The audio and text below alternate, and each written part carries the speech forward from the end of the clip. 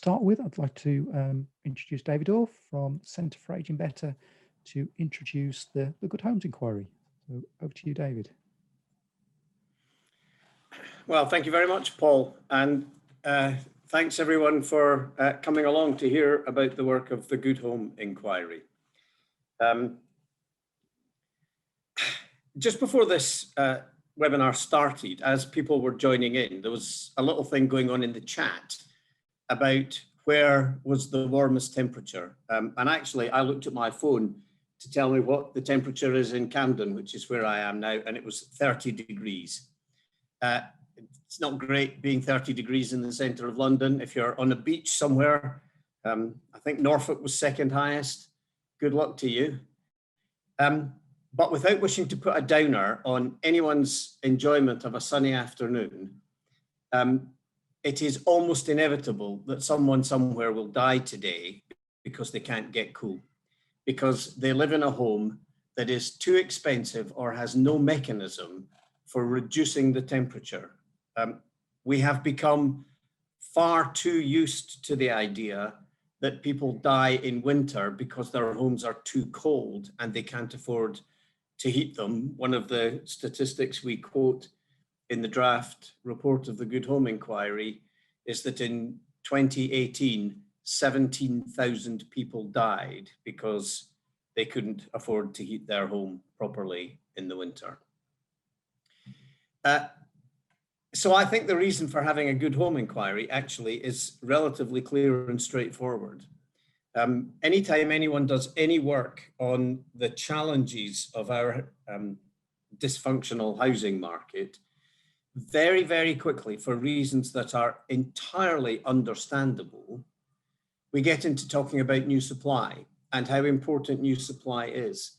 And that's right, new supply is absolutely critical. We will never be able to house everyone properly unless we see a significant growth in the number of new homes that we have in the economy. But the other side of that coin is that in England, there are something like, I think it's 23.5 million homes already. And we know that 80% of the homes that we will be living in 2050, in 30 years' time, are already built. They're already here. We also know that we have the oldest and, taken collectively, the poorest quality homes in Western Europe, and that we have consistently, for decades, failed to take any collective responsibility for the quality of something that individually, of course, is our own responsibility, whether we're homeowners or renters. It's up to us to make sure that our homes are in reasonably good order. But we fail to recognize that collectively our homes are a fantastic national asset. And our failure to look after those homes as a collective national asset has meant that we impose costs that are unnecessary on the health service. It has meant that we, like many other countries, because of the way that we currently heat our homes and the poor energy efficiency of them, we are hugely contributing to climate change and the challenge of global warming. And we know that older people in particular often have unnecessary falls at home because of trip hazards and poor quality and lack of accessibility. That means that our homes are more and more difficult for us to manage as we get older. The closest thing that we have to a kind of sensible standard to record the quality of our home is the Decent Home Standard. And it is a base level minimum. I think almost everyone who's participating in this webinar will understand that if your home fails to meet the Decent Home Standard, it's because it's very poor quality. There is something seriously wrong with it. Well over 4 million people live in homes that fail to meet the Decent Home Standard, 18% of the population. And we need to fix this. We can't just let it carry on being one of these things that's a bit unfortunate that we all know about but don't do anything about.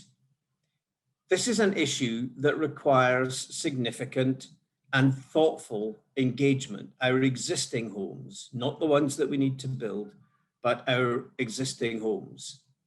I mean, just to give you one example, if you are over 75, you are in the category of the population that is most likely to be living in a home that fails that decency standard. And you are in the one section of the population where the incidence of living in poor quality homes is growing rather than reducing. We've got three major tenures, as everyone knows. We've got social renting, we've got private renting, and we have owner occupation. For all that there are many challenges still in the social rented sector, some of which have been brought very, very graphically to our attention by ITV and others recently. It remains the truth that the social rented sector is the highest quality in terms of housing stock and the elimination of very poor quality. There are still some, but there's also a regulator, and there's a relationship with government, and there are structures and institutions who have a responsibility to do something about it. In theory, in the private rented sector, there are also institutions who have a responsibility to do something about it. They're the landlords. But 1 in 4 homes in the private rented sector fail to meet that very basic decency standard. 1 in 4. And then there's the owner-occupied sector, about which we talk very, very little, other than in terms of government always having a new initiative designed to help more people to become owner-occupiers. We don't talk about the fact that overwhelmingly, the biggest number of homes that fail that decency standard are in the owner-occupied sector, often lived in by older people whose ability to cope with the challenges of their home decreases over time. And by 2040, 1 in 4 of us will be over 65. And we absolutely know that the overwhelming majority of us will never live in specialist housing for older people, important though that is. We will all live in our own homes. So there is, and was for the Centre for Ageing Better, a clear and compelling reason for setting up the Good Home Inquiry, to explore why we've got ourselves into this position and to try to come up with some workable solutions that would help us all to live happier, healthier, better lives by ensuring that our homes are a better quality. And we started not by coming up with technical definitions about energy efficiency standards, although that has been an important part of our work, but by defining what a good home is, what we all believe a good home is.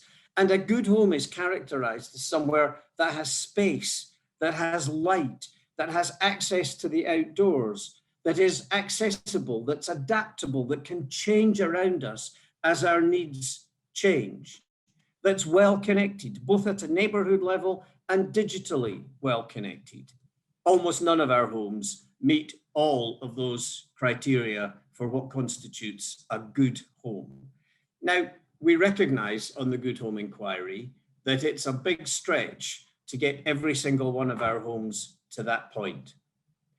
And indeed, we know that there are some homes in our economy that can never be brought to that point.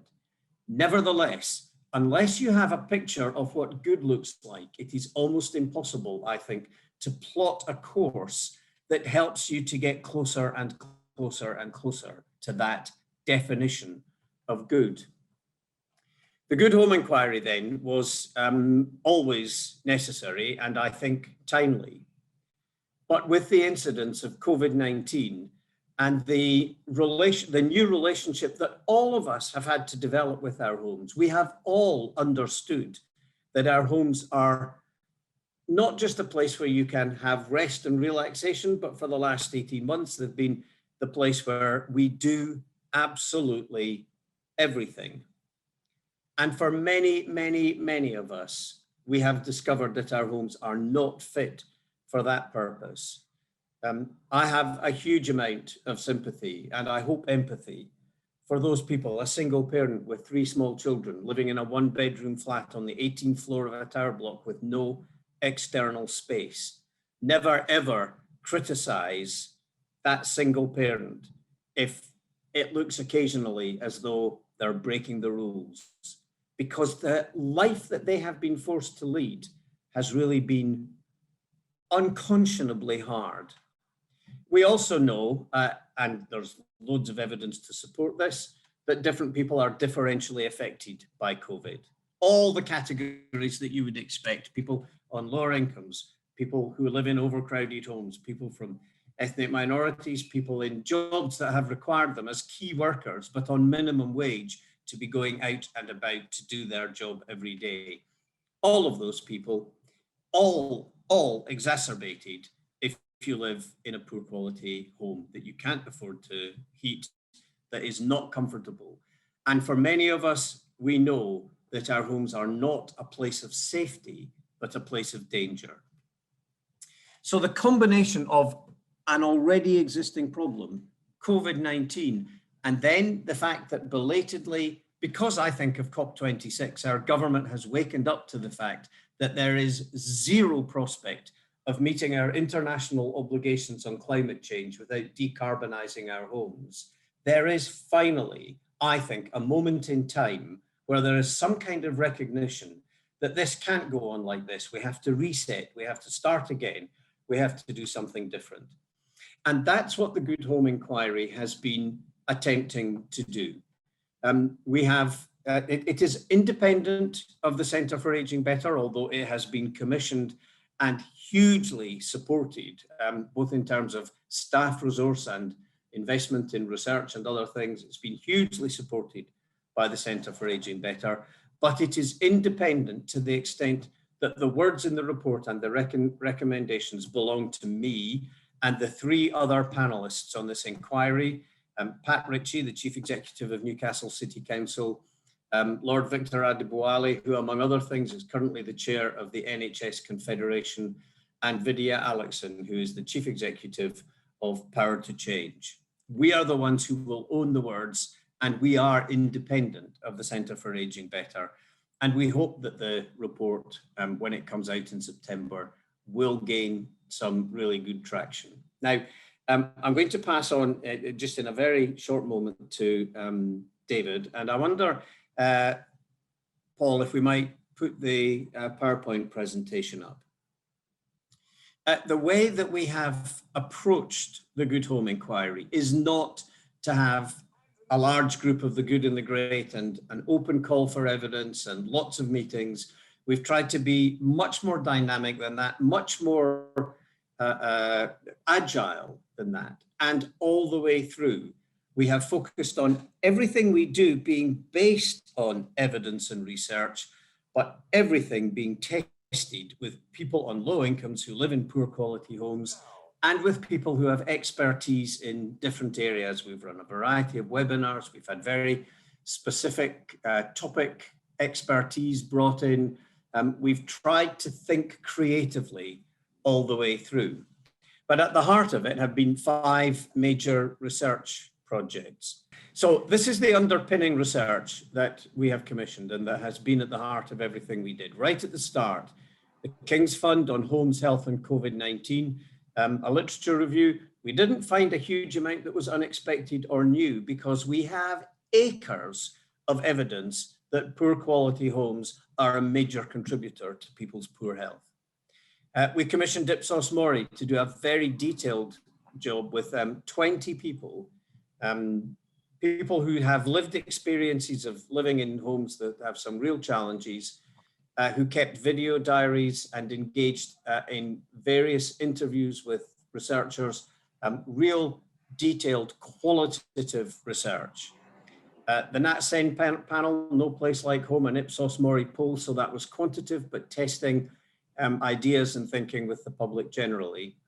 The UK Collaborative Centre for Housing Evidence, CASH, who did a major policy review, which David Robinson is about to describe to you.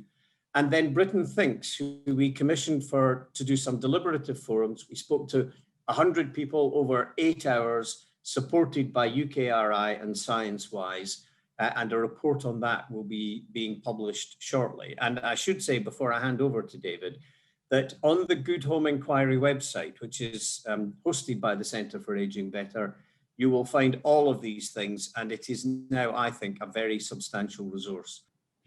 So from all that you've heard, I don't think any of this will come as a surprise, and that's fine by me. I don't think we and the inquiry team feel that much of this counts as original thinking.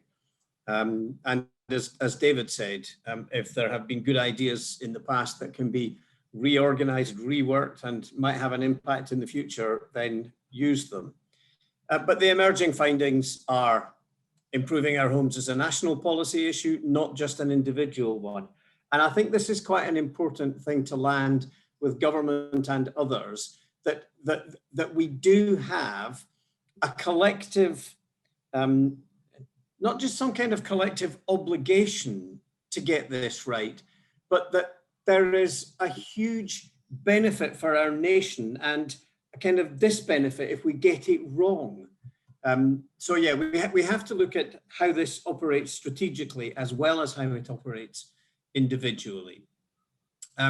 No previous government policy interventions have had the long-term strategic approach and funding to make a difference. So we need sustainable investment and a long-term approach. That does seem like a statement of the blindingly obvious. I have often in my career said we should keep on making the statements of the blindingly obvious if they are blindingly obvious, but no one is paying attention. Investment and improvement of our homes must be holistic. We are in, I think, this may sound a bit over the top, but I think we're in quite dangerous territory where it is possible that we might have government intervention where people come into our homes and do energy efficiency and then walk away and leave us having to start again on all of the other things that need doing in our homes, where doing them together would be much, much cheaper, more cost effective, and much, much less disruptive. So thinking holistically about this.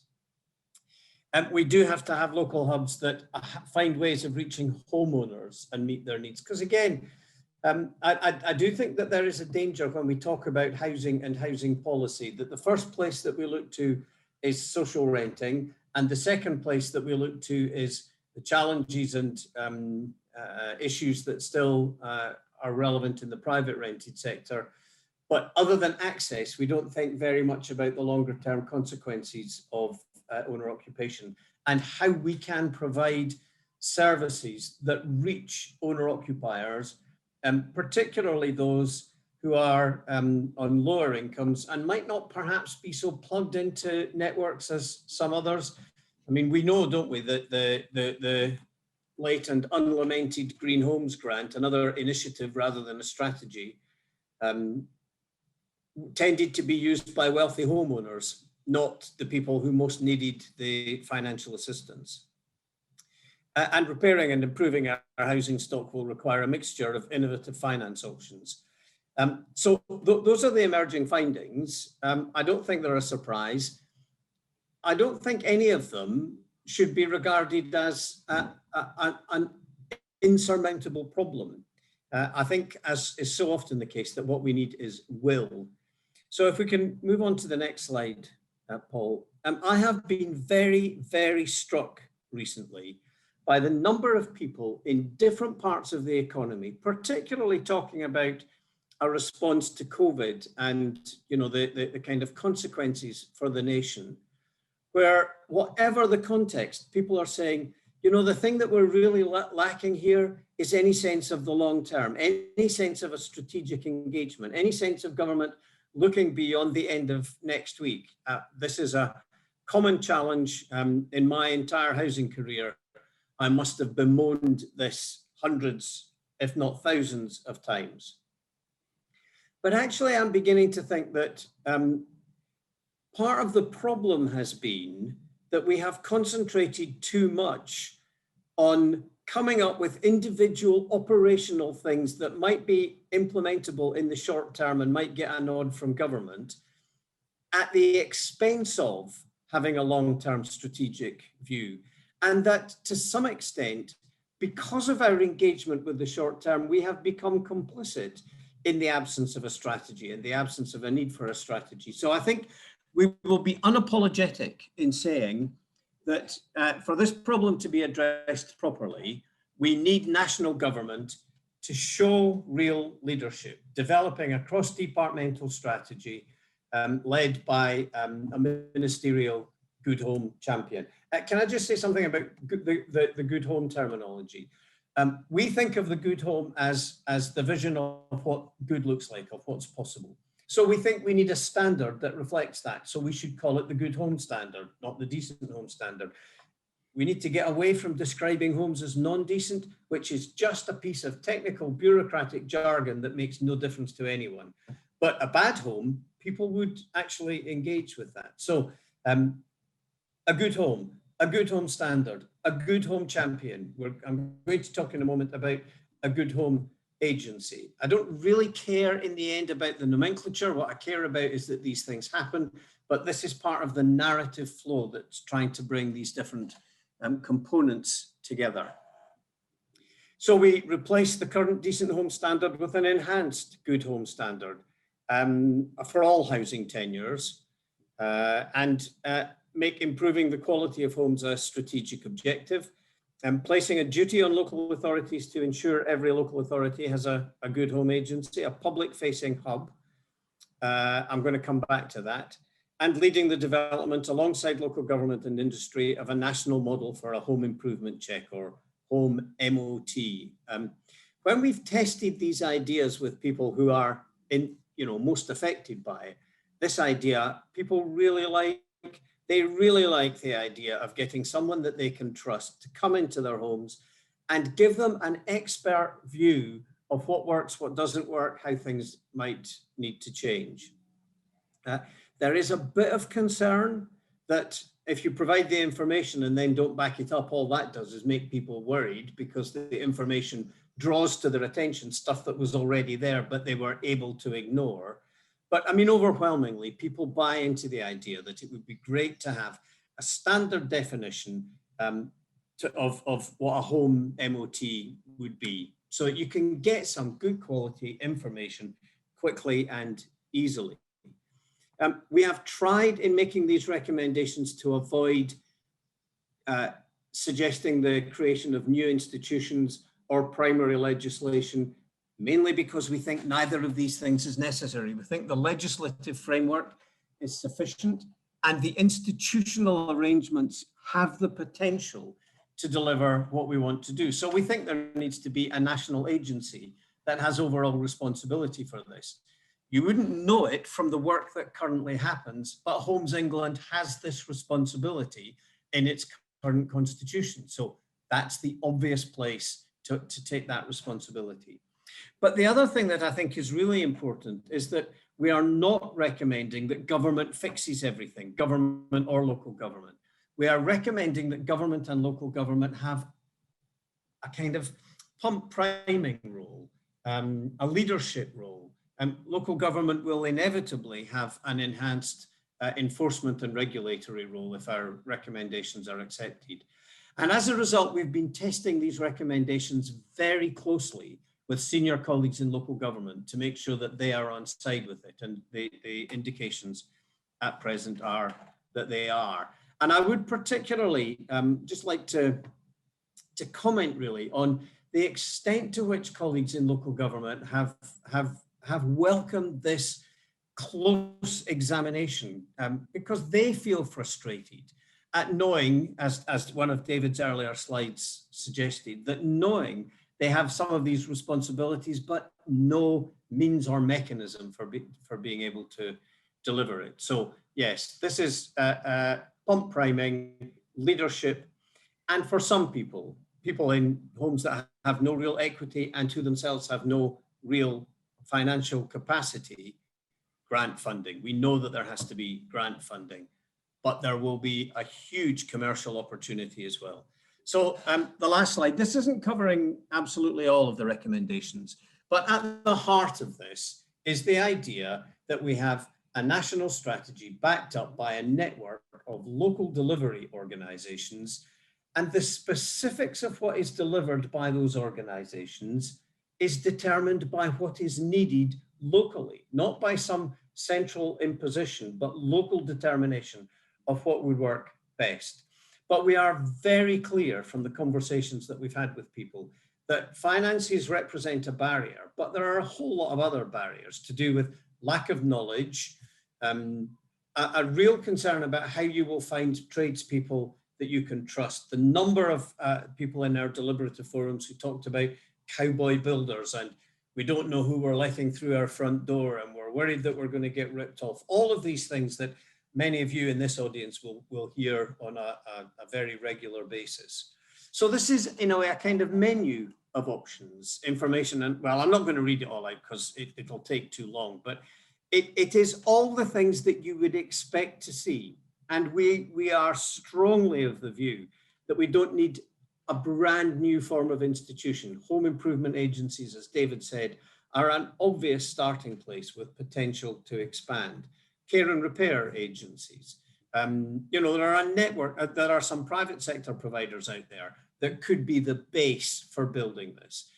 We have someone on the call today, Emma Lower from Lendology, which is a lending institution in the Southwest that could easily be built on and expanded quite rapidly. There's a big role here for the health service and ICSEs, perhaps, to put some health money into some of this. But that's that there are a whole lot of recommendations here that might work individually, but at the heart, we need a national strategy, we need local delivery, we need a range of financial products, some grant funded, some low interest loans. KfW in Germany, for example, a bank, was able to provide government-backed loans to 370,000 households last year for energy efficient retrofit. We should do that here. It doesn't actually cost the government anything because all it is doing is underwriting the lending and therefore making it really, really cost effective. And there is potentially a huge commercial opportunity here, as well as the development of a whole range of new skills in the economy, new apprenticeships, new opportunities for employment. So yes, the package is there. We are very keen to hear any feedback on any or all of that and launch the report in September and see what kind of traction it gets.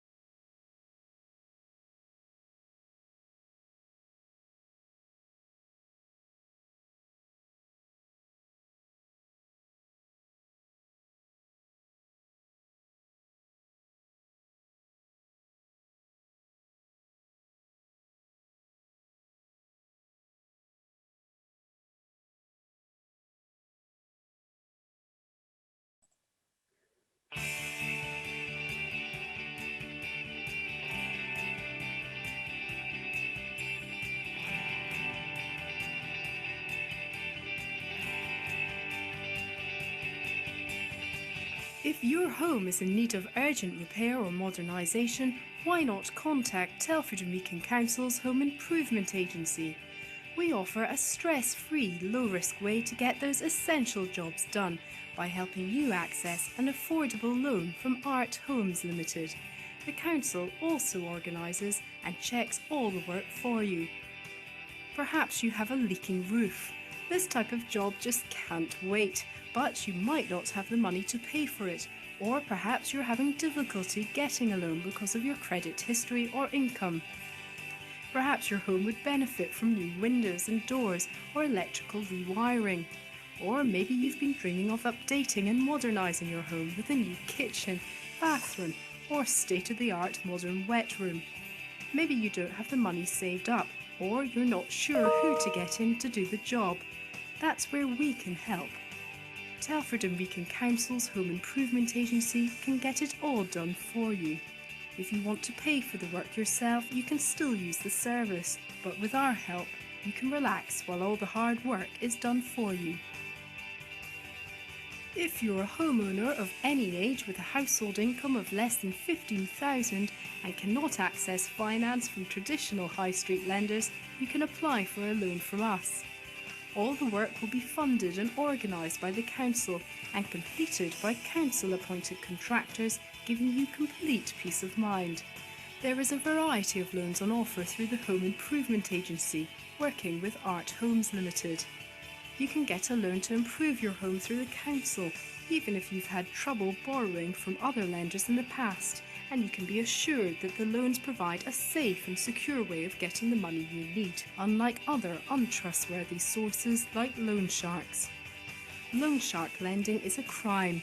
You may end up being threatened, or the amount you owe may keep growing even though you're making repayments. The loans we can offer you are affordable and tailored to the needs of households with low incomes. They also carry a guarantee of no repossession while you live at the property, and all the work carries an insurance-backed guarantee. To summarise, you must be a homeowner of any age, have a household income of less than £15,000 a year, and be unable to access finance from traditional lenders. So that was a kind of little video clip just showing you some of the details of the loan and the scheme of how it worked. And this was a presentation I gave back in 2009, which I've recycled. I've kept it the same just so you can see what we were talking about in 2009, when as a kind of collective, all the local authorities across the West Midlands were working on a service improvement project to improve the delivery of the Kickstart scheme. And I was the manager of Telford and Wrekin Home Improvement Agency, which was set up in 2004. And I think we joined the Kickstart scheme in around 2008. So fairly traditional structure of an agency with a manager, a couple of admin officers, 2 caseworkers, 2 technical officers, and kind of 3 handy persons of some description. And the kind of key thing, I think, particularly with the loan program, was it was very caseworker based. So somebody who would work holistically with clients, looking at their wants, needs, and aspirations. They had a basic understanding of construction that when they visited, and the idea was to agree a support plan and then commission other services as required. And we kind of looked at it from a strategic point of view, looking at the results from a stock condition survey across the borough, looking at the amount of equity available in households compared to household income. So you can see that most people on lowish incomes had a reasonable amount of equity available in their home. And also, we kind of going through the scheme for a little while, we found that the average age was slightly lower than it was for kind of typical people going through the DFG process. So it's about half and half. So half were over 60, half under 60. And we started officially in 2009, with a launch with Craig Phillips, first winner of Big Brother, if you remember him. And it included assistance throughout the process, approved contractors, insurance-backed warranty, and we also included a grant within the regulatory reform order policy for any unforeseen work. So it was completely safe in terms of how the process worked. And this service improvement pilot was part of the process, and different local authorities did different bits of it. But the Telford pilot was particularly experimenting on the process and the use of caseworkers as the primary person that met the applicant or the householder, whereas many of the schemes were more technical officer led. We had a variety of marketing methods, recorded those. So back or pieces in the free council paper were the most successful. We set up a new process. So you can see, probably can't see that this well, but the kind of column on the left is the client, and the next worker in is next column in is the caseworker. So the vast majority of the process was done between the client and the caseworker. Some involvement of the technical officer, some involvement from the Art Homes who provided the financial advice, but the majority was very much the caseworker and the homeowner working very closely together. So the process included the inquiry, where the contact assessment was taken, and things like land registry search and online valuation was done at that very early stage.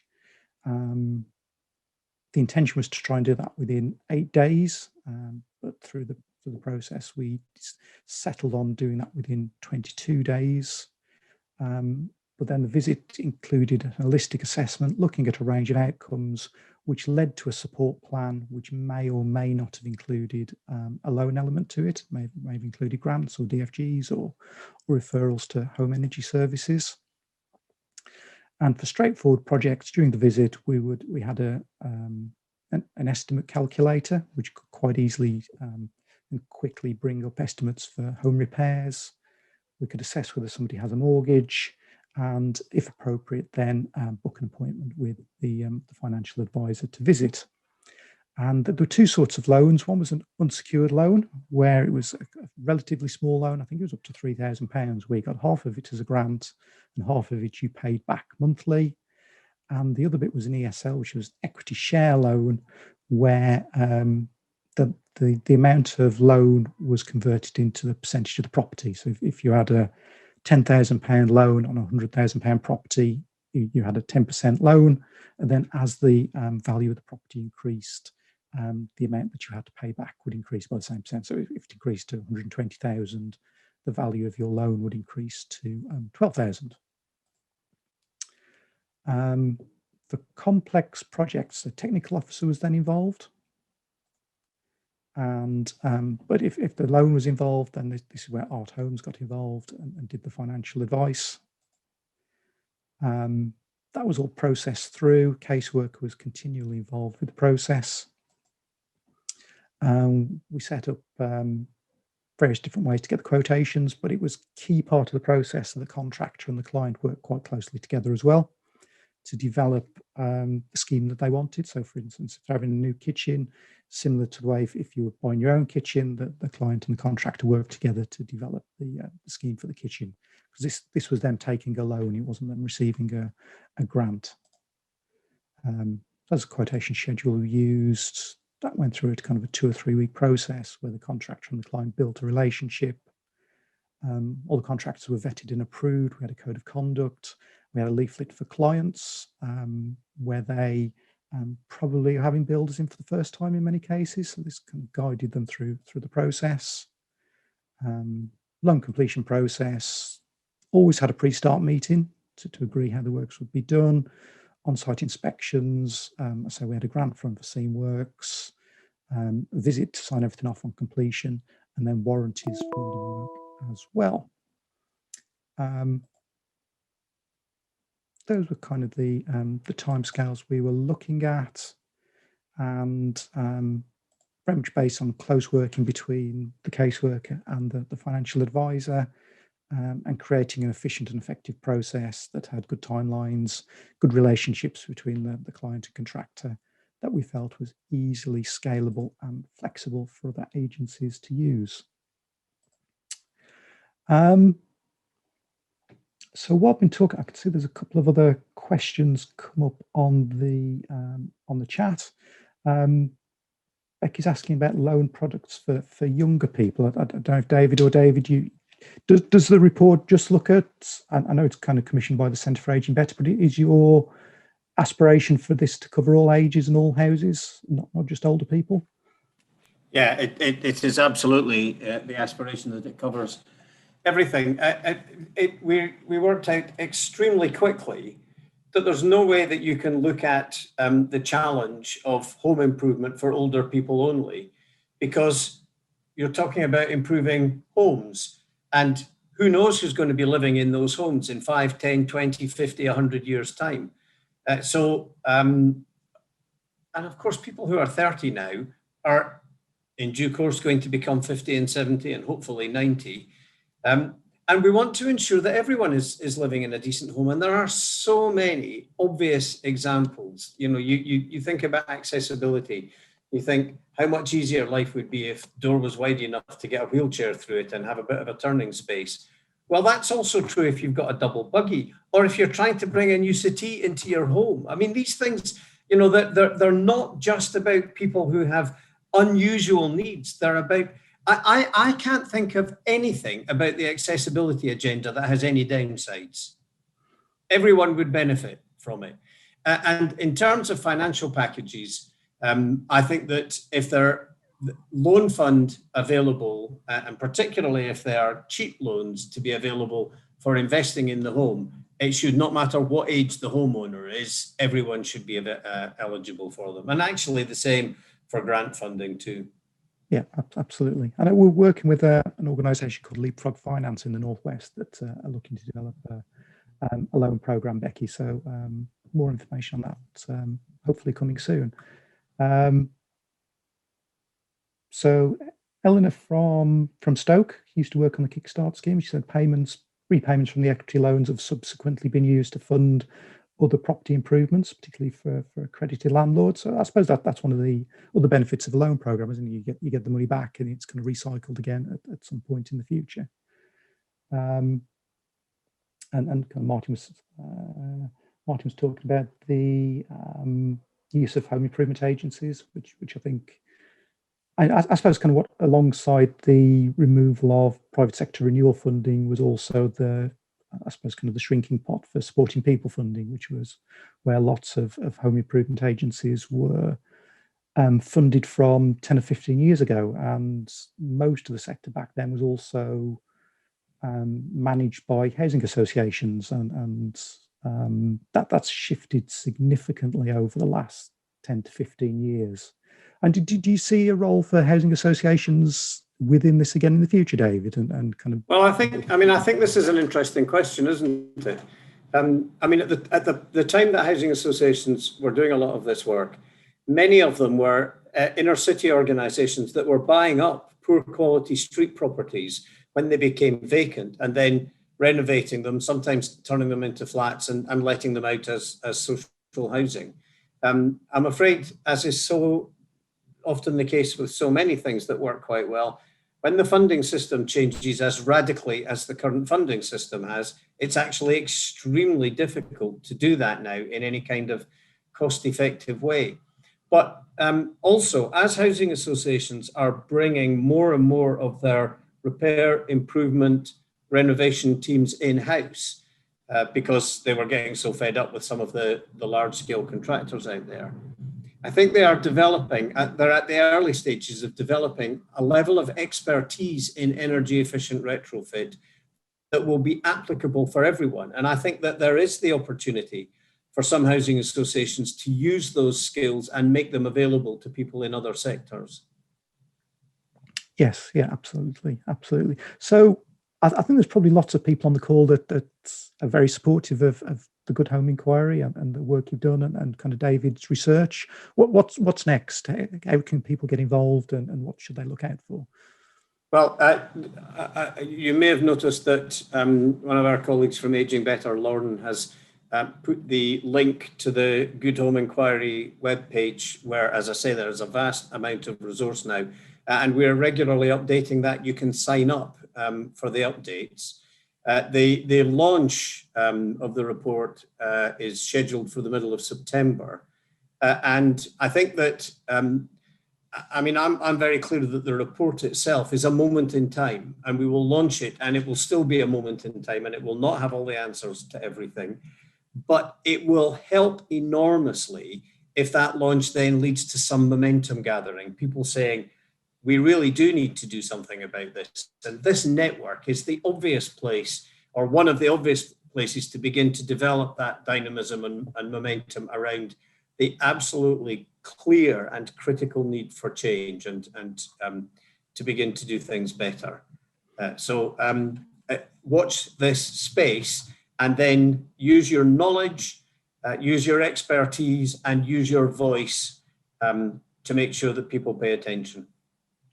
Yeah, and I think there's kind of well over 100 people here today. There's kind of thousands of people on our newsletters circulation. I'm sure we'll be very interested in it.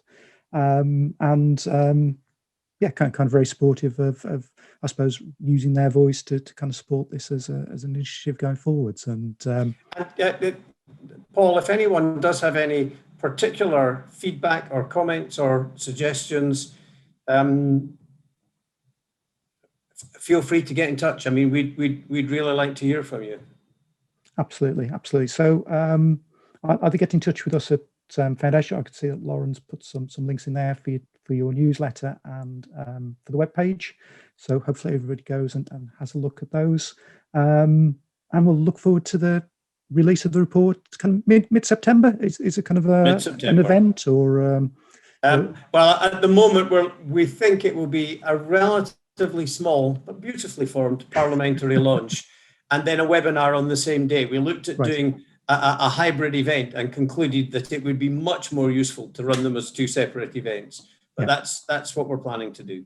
Great. Well, let us know the details, and we'll share it across the sector for everybody to take part.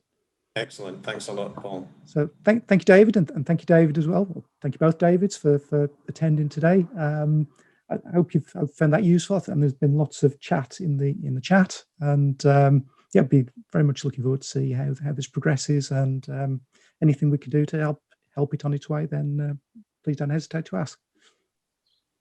So thank you both. Thank you both. Thank you, Paul. Thank you, everybody, for the questions.